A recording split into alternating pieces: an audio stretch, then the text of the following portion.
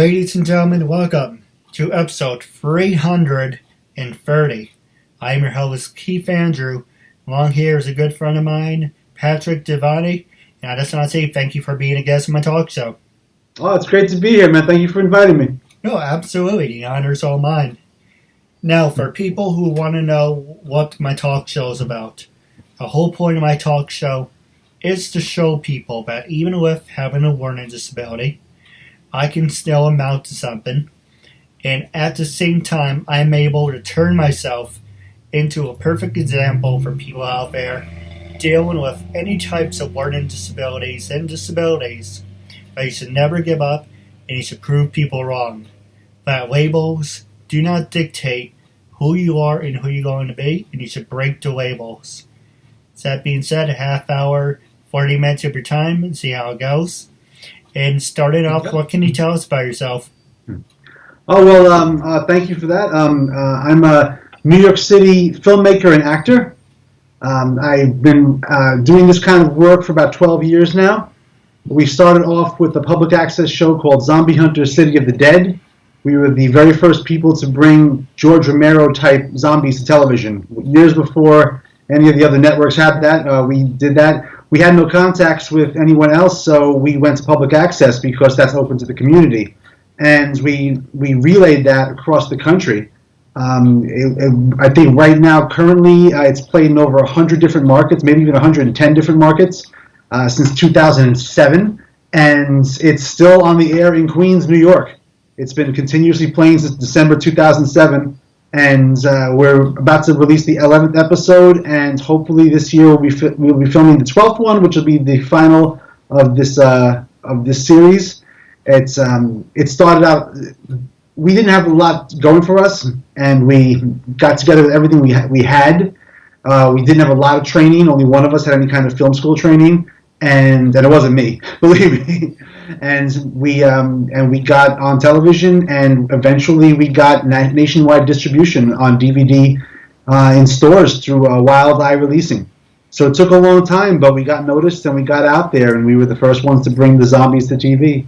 And since then, I've been doing mostly sci-fi films. I've been 3 years ago, I released a short film called Emirage, which played around the world in 28 different film festivals. And currently, my new sci-fi film is called Impervia. It's on the circuit right now, and it's been cleaning up awards left and right. I'm very happy to say I'm thrilled and a little taken aback by it, but it's really doing good in the festival circuit. So I hope it continues to do that. And that's what I do when I'm not directing. I'm an actor. I do a lot of background in New York City. I've done background in about 30 to 35 different television shows, and I'll be going there tomorrow to do another one. And in indie films, I get a lot of good leading roles and supporting roles. So it's a hectic schedule, but I do love it. I do every aspect of the work. I love it, from production to background to leads. I love it all. Well, you bring up a lot of great questions. And the first one is, do you have any awards on hand that you would like to show off? They're not in the room with me right now, but my latest film, Impervia, we premiered it at the Macabre Fair Film Festival out on Long Island, New York, where it was nominated for 10 different categories. And it took home 4 of them, including Best Cinematography, Best Sci-Fi, Best Costuming, and Best Sound. And the following day, I was shocked, we won Audience Choice. So out of all the films that played there, out of the short films, the audience picked us as the best one, that's really the big one. You know, the people that are seeing it, the audience that you make the films for, when they really like it, that's just the best. And I had never in my entire career had that before, so that was the first time I had that.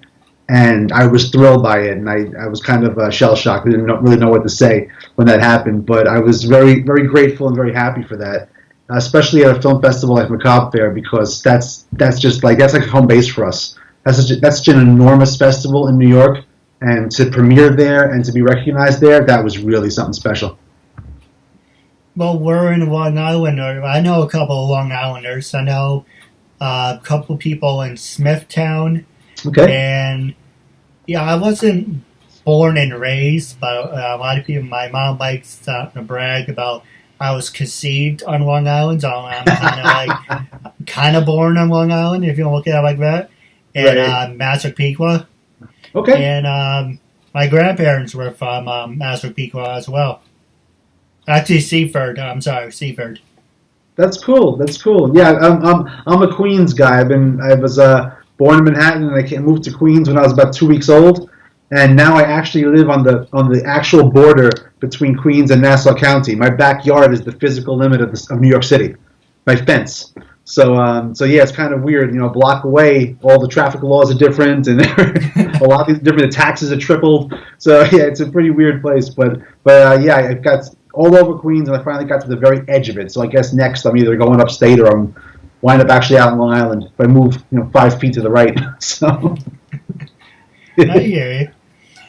Yeah, you bring up Queens, and my grandparents were also from Queens. I think, if I remember correctly, they were in Plainview. Okay. But it's been a long time. I haven't really talked about it in a long time. So I just remember Queens standing out. But the next question I was going to ask you is, have you ever submitted your work to the Hoboken Film Festival? And how did you submit your work? Were you a part of Stage 32? Was there any things for people out there, if I want to submit the works, like what were the steps you went through and what would you recommend to others? Well, the very first thing I would do is, if you have a completed film, I would suggest uploading it to a site like Vimeo. I use Vimeo a lot because I think it's the best one, and make it secure with a password. And then you can go on a site called Film Freeway. Now, it used to be that only the big company to use was Without a Box, and that's what all the film festivals use today. Without a Box is still popular, but Film Freeway really has everything you want. It's global, has every single thing that you want. You can link your screeners to Vimeo in high definition. The festivals can see your work in its native resolution. If you have a high def video, if you have even beyond high definition, you can play that from there. It's the best way to do it, and it's very easy. As soon as you link up and you make your account on Film Freeway, you can just go through thousands of festivals, and you can see which ones match you, which ones you think you do good at, and then you can apply for them. It has never been easier to first make a film. It's never been easier to get some kind of distribution for that, even especially online. And it's never been easier to get into a multitude of film festivals. I suggest anyone that is out there doing this, go to Film Freeway, read the instructions, read what they're about, and that's the best way to do it. Absolutely. All right, now I'm going to throw 2 curveballs at you. Okay, I'm ready. The first one is, what I'm doing, do you think because I'm an independent on YouTube, so do you think I fall under the category of being possibly working with, like, a film festival, like Hoboken or the ones you work with? Do you think that's a possibility? And one directed at you now, it's because you directed a lot of films. Would you be interested in writing one about me? Those are good questions. I'll start with the first one. I think that most of the film festivals are looking for narrative content or documentary content. Yes. They're looking for stories, not necessarily web interviews and things like that, but if you have a story and you want to produce it, a lot of film festivals, they look at micro budgets or even no budgets. Things like you put up on YouTube for yourself, if you have no real backing. A lot of video shot that way. A lot of films are made that way. I have no Hollywood budgets for myself. I work several jobs just to keep my house running, and it's a tough life. But I would say that if you have a story and you have any kind of means to film it, make your film. And when you're satisfied with it, whoever you can get to help you with it, get to help them with it. And if you get your story done, you can get it onto sites like Film Freeway, and you can see which festivals would go for it. I mean, Tribeca probably wouldn't pick it up on your first try out. They never picked me up, and I've been at it for 12 years. But there are smaller festivals that show a variety of things, and there are some that only play New Jersey-based films, Queens-based films, Brooklyn-based films, things like that. So there are regional ones, too, that you can really look at. But I would say that first, really get your story. Would I want to write a story about you? I think that you would make a fantastic documentary piece. I think that just following your course, going into your background, going into how your childhood, how you were raised, how you came to this point, what got you interested in doing web series and interviews like this, any hardships you had to overcome to do that, and I think you'll be a great documentary, actually. And it's also never been a better time to make documentaries, because everyone I know watches them. Everyone I know. It depends on the type of documentary they like, but everyone I know watches them. And there are entire documentary sections on HBO, on Netflix, and you can see all these different slices of life. And I think, from what I know of your story, I think you make a great doc. Absolutely. Well, just out of curiosity, I would have loved to work with you if that's a possibility. We can absolutely talk about that when we're offline. Absolutely, man. Right. Didn't mean to put you on the spot. Just wanted to. No, it's cool. It's cool. Now, in return, I would like you to throw one back at me. Ask me anything you want. I was told by my good friend Michael Johannesburg, it's always fun to have fun with the guests, post on them, and have them post back. Make it fun, interactive. So I'm giving you the open floor. Anything you want to ask me, gloves off. All right. At what point did you decide that you wanted to do online videos and interviews? And was there a point where you thought that maybe you couldn't do that? All right. Just trying to phrase it. I used my dad for an inspiration, because when he's a former assistant principal, and he used to make high school video yearbooks on iMovie, but I still use the iMovie to this very day. I wish they update it to give you more themes, but I really miss the old iMovie. It was so much easier. But let's see, first time I see my dad create iMovie was about, taking a guess, 2001, 2002. And I started to I was saying monkey see, monkey do. So I saw what he was doing, so I tried to mirror it. But I wasn't at the point, let's see, 2000, 2001, I was 15 and 03, so I was about 13 when I first saw it. And I took pictures from Mighty Morphin Power Rangers to Amazing Spider-Man, and I would just put music to it. And that's how it all started. I was doing that until 2010. And I was like, it's great to do fan-made parodies of Jungle Book or Dumbo or Malena Perez, who's an acquaintance of mine, or Velvet Sky. And it's fine, but then I realized everyone else started to make tribute videos. And then I felt like, okay, now it's a contest. I don't feel special anymore. Not saying I never was special, not to toot my own horn, or as a lot of people say, I have my head up my ass. But accused of the same thing, believe me. That's true. And then I was like, what can I do that can make me stand out differently? And I was like, well, I am handicapped, and a lot of people say I am retarded, and yes, I am sometimes, and I do show it. My family can vouch for that, because society can't stand me. For the longest time, I was using it as a crutch. And Gotcha. I can be completely honest with you, I was, because when I was in high school, we used to take tests, and I used to be like, that's fine, I don't have to take this test. I have a learning disability. I don't have to do that. Or say you took a certain test, I don't have to take that. I'm learning disabled. So I was using it to get out of things. Eventually, I was like a boomerang. You got to throw it, and it's got to come back at you.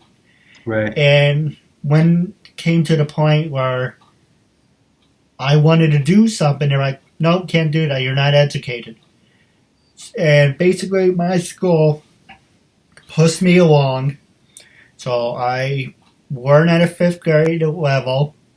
I read at a 5th grade level. I have poor social skills. You name it, I got it. And I was like, you know what? I'm tired of being left behind. And I used to sit with my family, and they'd be like, oh, well, talk to this person, talk to that person, they know connections, blah, blah, blah, blah. And it's like, well, what about me? And then they used to stop, and they look at me, it's like, what about you? You're not educated. You can't hold down a job. You have horrible people skills. You're an asshole. And let's see, asshole, poor people skills, not educated, never went to college, can't, whatever degrees out there you don't have. So it's just retail or being put in a group home for the rest of my life. And I said, you know what? It doesn't matter what you throw at me. I'm going to make you choke on those words. And I'm going to turn a weakness into a strength. Now, you can either support me, or you can get out of my life and I never want to see you again. And I don't care, friend or family. And I mean that. And I take that to the grave to me, because my talk show is very important to me. Right. So you either got to support me or get the hell out of my life. And I'm not saying that to be cute. And for the past 3.5 years, every single day, day in, day out, this is what I want to do until I die. I don't really care if I become famous or I amount to something. I would like to say I amounted to something. A lot of people who I talked to said I'm amounted to something. But, you know, you can't go around pleasing everyone. And that was my biggest problem. I tried pleasing my coworkers. I tried pleasing certain individuals I won't name. And it just came to the point of you're never going to reach the status quo of you trying to find the words for it. You're never going to please everyone. If you try to set, certain level of saying, you got to please everyone, but you're not going to. The point is, you can't please everyone, and if you do, you're going to set yourself up for failure. So that's I said, you're either going to set me for who I am. If not, I want nothing to do with you. And unfortunately, a lot of people gone with the status quo if they don't want anything to do with me. That's fine, whatever. Right. Not my karma. And I don't mean to complain to you. I'm just saying. No. What you're saying is absolutely true. That falls for anybody. You can't please everybody. I went through the same thing. I tried to do that, and I was miserable. Everyone I know that tries to please everyone and thinks that's what they have to do, they live a miserable life. If people can't accept you, then they're not the people that you should have around you. No, I agree with you. Now, I'm going to pass the show over to you. Now, actually, before I pass it over, we're going to take a quick commercial break. And sure. When we come back, I'm going to pass it over to you. All right. Get a personal video message for yourself or as a gift for someone else. For personal connections, shout-outs, birthdays, proposals, weddings, and much more. Enter your details about yourself so the celebrity can record a personal video message especially for you, including details such as your name, age, birthday, hobbies, or whatever else you include. As soon as the video has been recorded, you'll get an email with your link so you can share it on social media or download and keep it. Celebrities record videos as and when they can, usually within 2 weeks. But if you want a video for a specific date and it does not look like it will arrive in time, you can cancel it and get an instant refund at the click of a button. There are hundreds of celebrities to choose from and many more joining every day. Search by category or genre, buy a gift voucher, get updates and offers, and encourage your favorite celebrities to join so they can connect with fans in a fun and unique way. Raise money for their charities and much more. So order your video now for yourself or for someone else.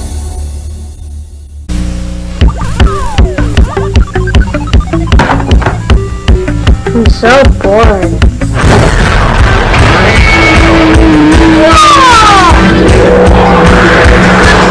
Want to see something Crate, a totally bodacious mystery box packed with awesome toys, radical games, and other surprises. And the best part is, you can get Loot Crate delivered right to your door. So don't delay. Ask your parents and order today. Everything okay in there? Yeah, everything great. I love Loot Crate. Batteries not included. Ladies and gentlemen, welcome back to 330. I'm here with Patrick Devaney, and I'm your host, Keith Andrew, and I just want to say thank you for sticking with us. Now, for anyone who want to know what the point of my talk show is, the whole point of my talk show, this is what I'm talking about. Everyone likes to make comments and I'm getting distracted. Pretty much, whatever you do in life, you're going to deal with assholes. And with those type of people, you can either accept them or tell them to get the hell out of your life. I wish I had my own studio. So with that being said, passing the show over to you. When you started your career, was it really hard to please everyone in your life? And how did you get to where you are today? Well, I'll tell you, I was very lucky. A lot of people didn't have the support system that I did when they first started out, and it's like that with any kind of non-typical job. I was put it that way. When I first had the idea of doing the zombie show, since no one was doing it, and I wanted to see one, so we were going to do it. I have no film background. I have nothing like that, and I was on vacation with my wife in late 2005, and I said, I got this idea for this thing, and I told her all about it. And she said, well, you know what? She goes, if you're going to do it, then do it. Don't talk about it. Don't come 10 years from now and say, I should have done that or I could have done that. If you're going to do it, but do it the right way. Do it seriously.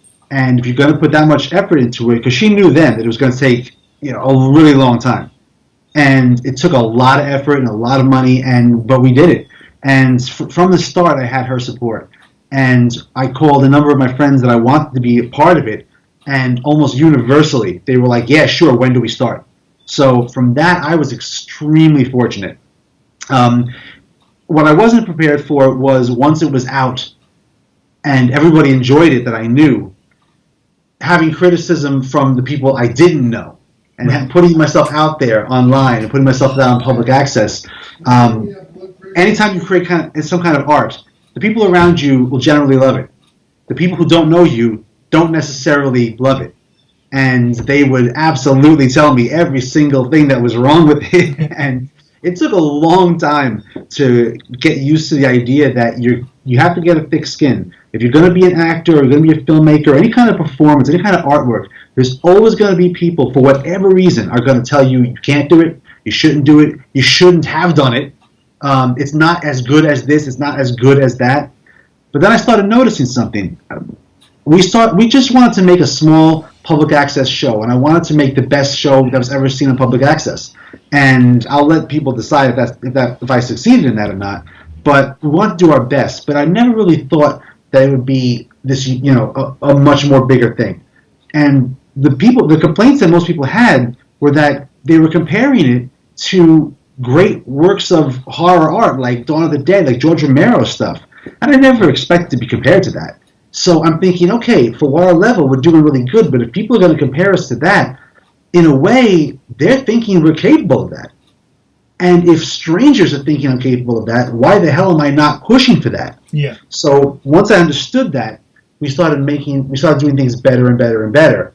And now what I focus on is not so much the zombies show and web series, but as actual standalone short films. And every single time I do that, I try to make that better and better and better, because the people that are watching it are expecting this now.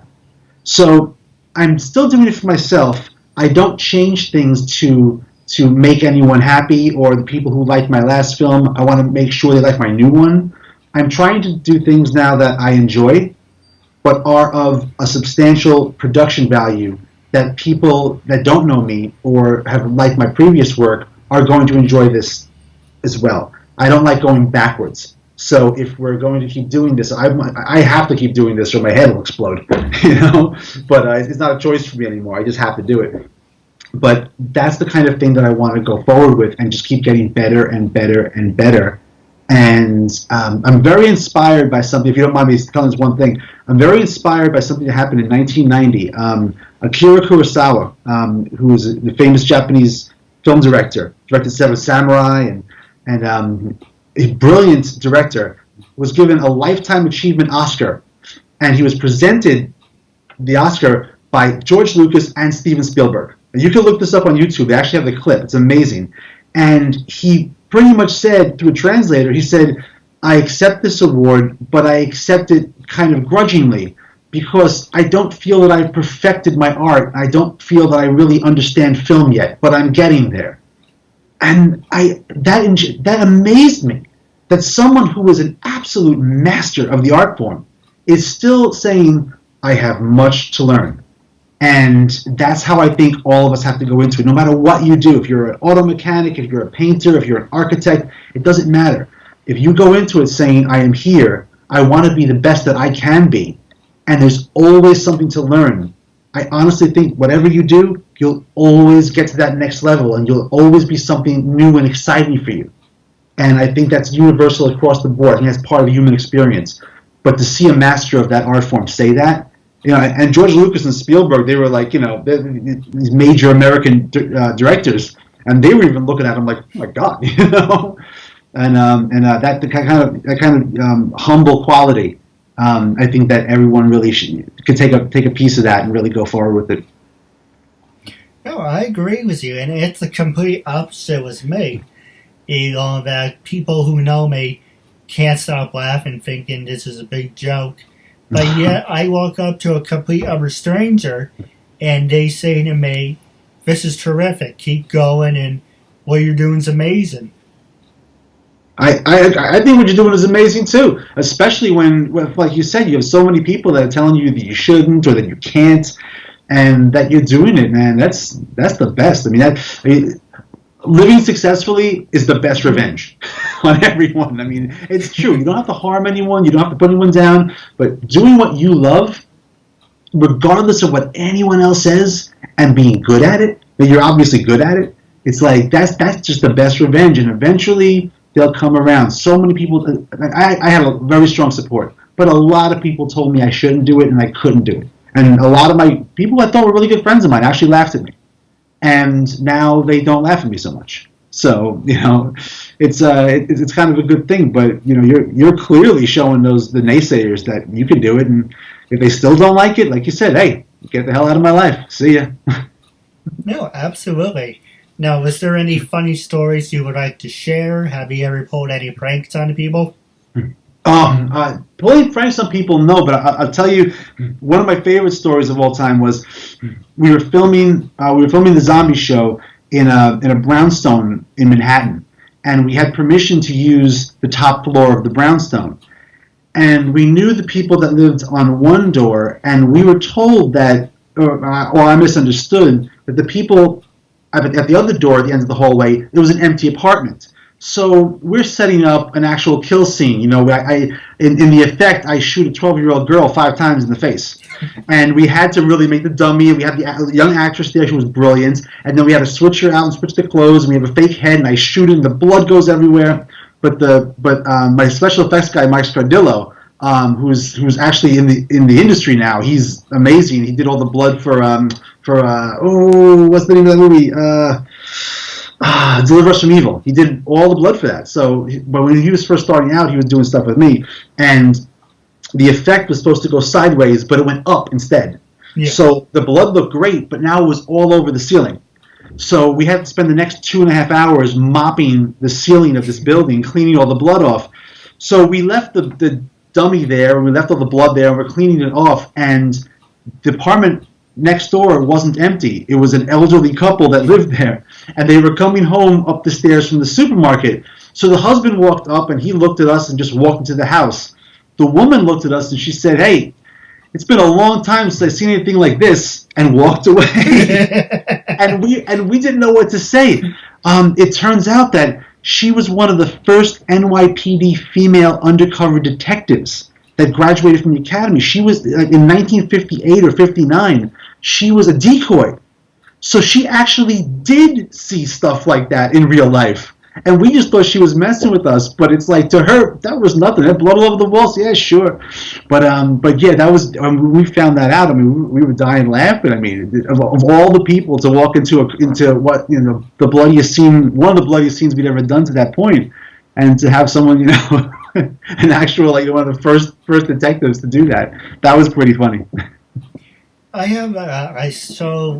You know, when I'm funny, it's not funny. When I'm sarcastic, it's funny. So yesterday we went to get Chinese food, and I went to say one of my favorite drinks is Purple Flirt. Okay. And for people who don't know what Purple Flirt is, it's grape soda. And so when I asked the woman, "Oh, do you have a Purple Flirt?" The Purple Flirt, and I sweared, and we walked out, and I was like, "Why did you look at me?" And my dad turned me when we got to the car and said, "What's a purple fart?" Oh no! Oh no!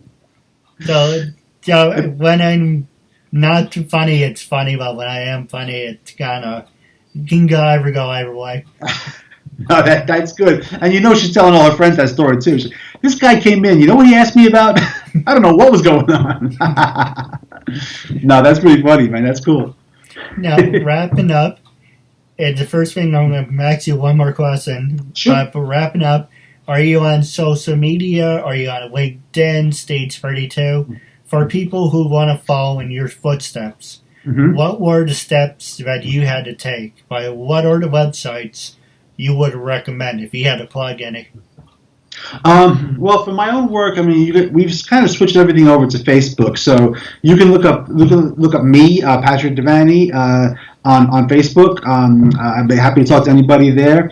My two sci-fi films, one is Emerage Film, the other one is Impervia Film. So if you go to Impervia Film on Facebook, you'll see the Facebook site for that. On Twitter, I'm not Rev Pat at Twitter, because I actually am a licensed reverend. I do weddings and such. So yeah, people can do that, or yeah, they can find me online and all those things. Stage 32, I use them sometimes. I don't get a lot of New York work from there. I get most of my stuff through casting networks and through Central Casting, my acting jobs. But Stage 32 is a pretty good place to go. There's a lot of networking to be done there. And what I would suggest, though, if people want to meet other people into this, look at the genre of films you like. If you like horror films, you can go to places like the New Jersey Horror Con, which just started. We just went there last weekend. It was amazing, absolutely amazing. You can go to places like Monster Mania, Chiller, things like that. For sci-fi, there are a number of different things you can do. But actually going to the conventions and meeting people and seeing the independent filmmakers and what they do, if you're interested in that, most of those guys are real friendly. And they love talking about it. I mean, I love talking about what I do.